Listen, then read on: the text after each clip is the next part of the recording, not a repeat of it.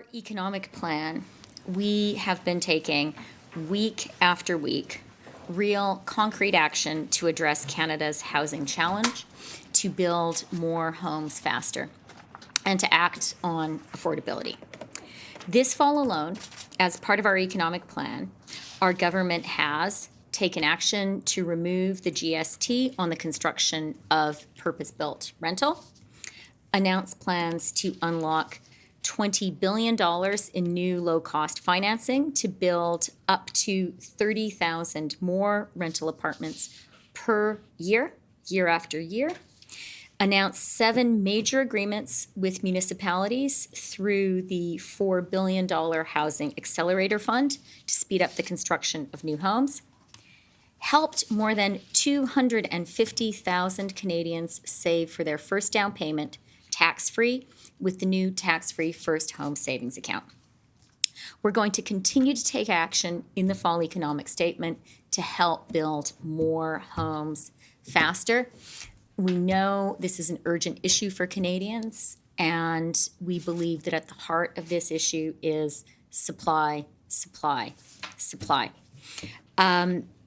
And we know we need to keep acting every single day, every single week.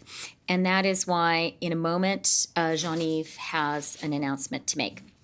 Mais avant de céder la parole au ministre Duclos, j'ajouterai une dernière chose au sujet de la réunion que j'ai tenue vendredi avec les ministres des Finances, des provinces et territoires à propos du régime de pension du Canada. La protection des pensions de chaque personne au Canada est une question que notre gouvernement prend très au sérieux et que mes homologues d'un bout à l'autre du pays prennent également au sérieux, j'en suis certaine. La discussion que nous avons eue vendredi était importante. Friday was an important one, but it is just the beginning of a national discussion which will be long and complex. I will be continuing this discussion with my colleagues throughout Canada in the coming days and weeks.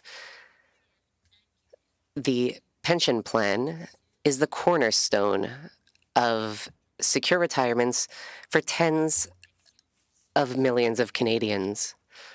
Protecting this plan is a major priority for me and for our government, and will remain so in the months to come. Thank you. I will now yield the floor to Minister Duclos. Jean-Yves, you have the floor. Thank you very much, Chrystia, and good morning, everyone.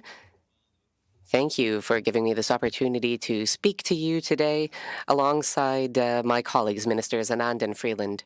From coast to coast, we know that middle-class families and those who are working hard to join the middle class are facing numerous challenges related to the cost of life, climate change, and even healthcare. The housing crisis is one part of these challenges. Affordable, accessible housing for the middle class is scarce, and too many people do not have a secure housing.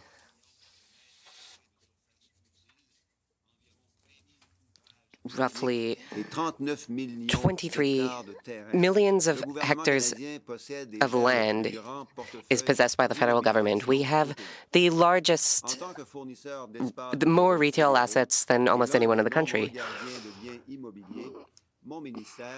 Given that we are a major owner of real estate, my portfolio plays an important role in terms of housing. PSPC's assets represent 6 million square meters and massive numbers of buildings. PSPC works with the Canadian Mortgage and Housing Corporation, as well as with provinces and municipalities throughout the country. We are hoping to repurpose surplus buildings. The Crown Corporation under my portfolio has successfully been reintegrating surplus federal properties into local communities. The development of these properties generates positive economic and social benefits for Canadians, including both affordable and market value housing. Over the past 30 years, Canada Lands Company has enabled the construction of approximately 2,500 affordable housing units, with almost half of those since 2016 under the current government. Indeed, since 2016, Canada Lands Company has enabled the development of over 10,300 residential units, with 1,100 of them being affordable. Which leads to today's announcement. Building on the strength of that record, I'm pleased today to announce that Canada Lands Company, through its agreements with developers, is enabling the construction of an additional 2,800 housing units by the end of March 2024 in a number of different communities. This includes housing projects in Calgary, Edmonton, St. John's, and Ottawa, with a minimum of 300 set aside for affordable housing. These are significant steps forward, but we know we need to do more. One way to do this is through Canada Land's new strategic plan, which now clearly sets a direction to enable a minimum of 20% affordable housing units when a municipality does not have a minimum requirement, making housing affordability a key priority. As it stands, it means that over the next 5 years, Canada Lands Company is projecting to enable approximately 26,400 units on its properties, with a minimum 20% of the units to be set aside for affordable housing. This will mean around 5,300 affordable homes in the next 5 years, which is twice as many as in the last 30 years and 4 times as many as in the last 7 years.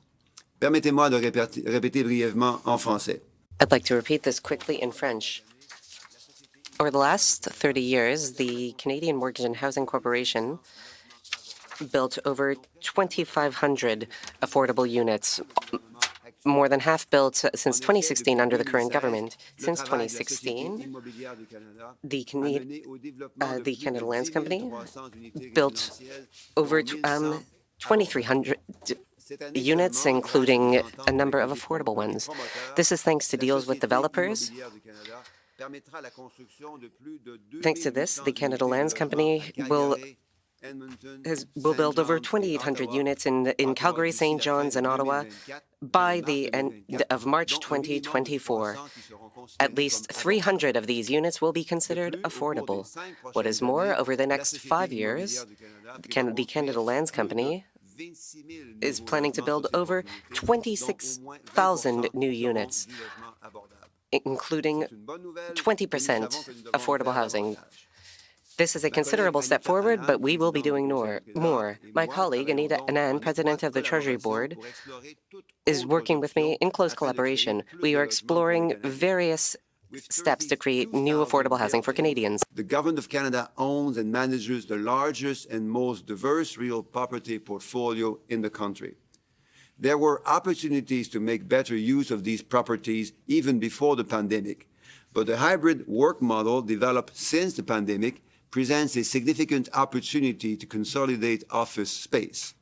Minister Anand and myself are working together to accelerate the process to identify further assets that have the potential to be repurposed into housing for Canadians, while adhering to the values that mean the most to Canadians, such as community, accessibility, sustainability, and affordability.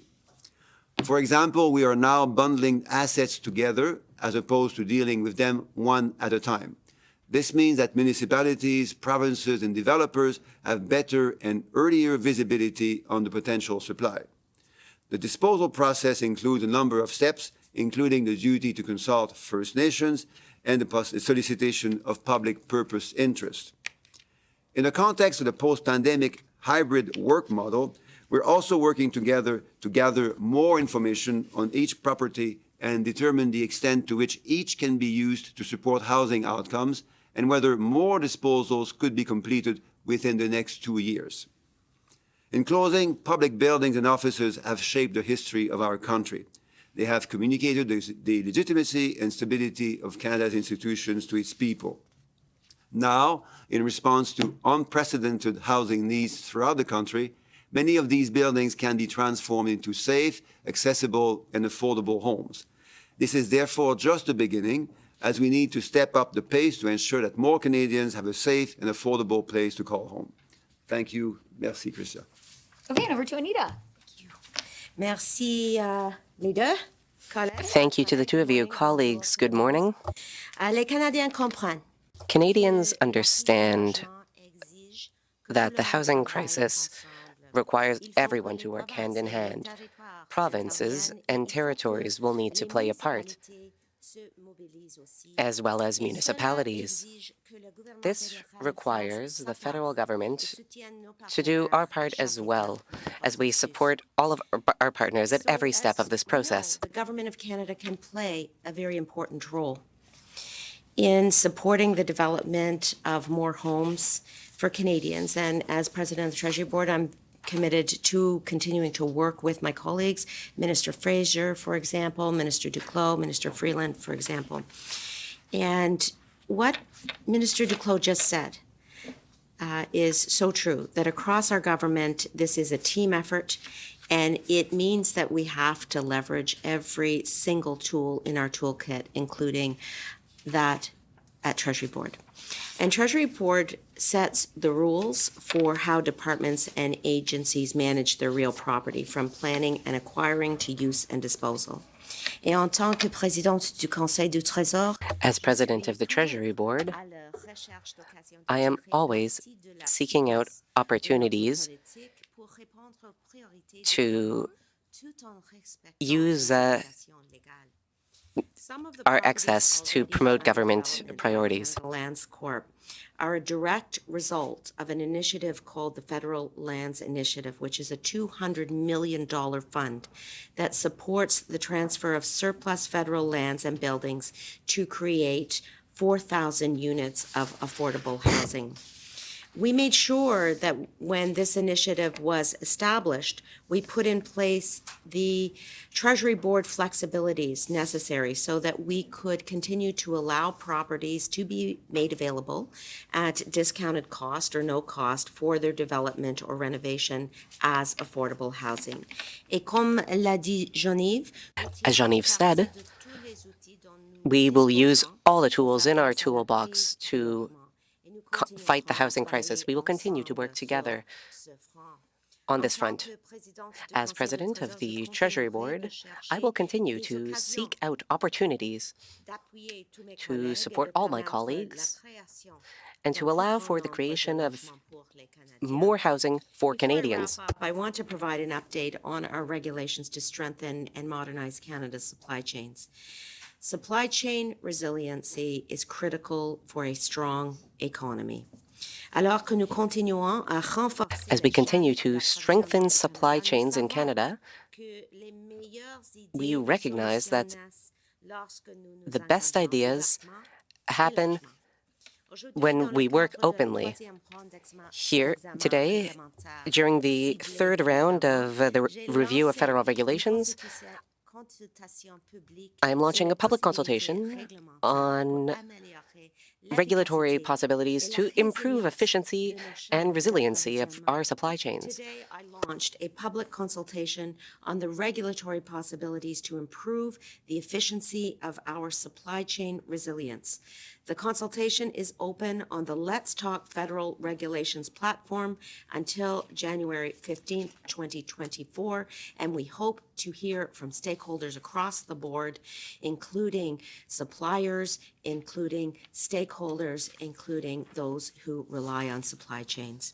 And as a result of the first two rounds of targeted regulatory reviews, departments have developed action plans and are implementing more than 100 distinct regulatory modernization initiatives relating to high-growth sectors and themes.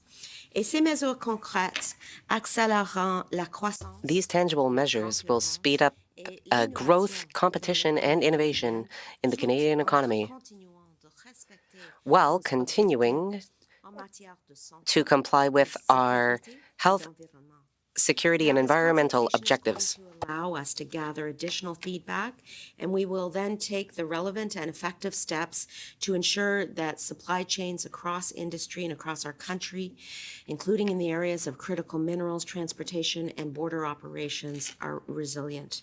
I'll continue to work with my colleagues and partners across all sectors to strengthen our economy in this regard.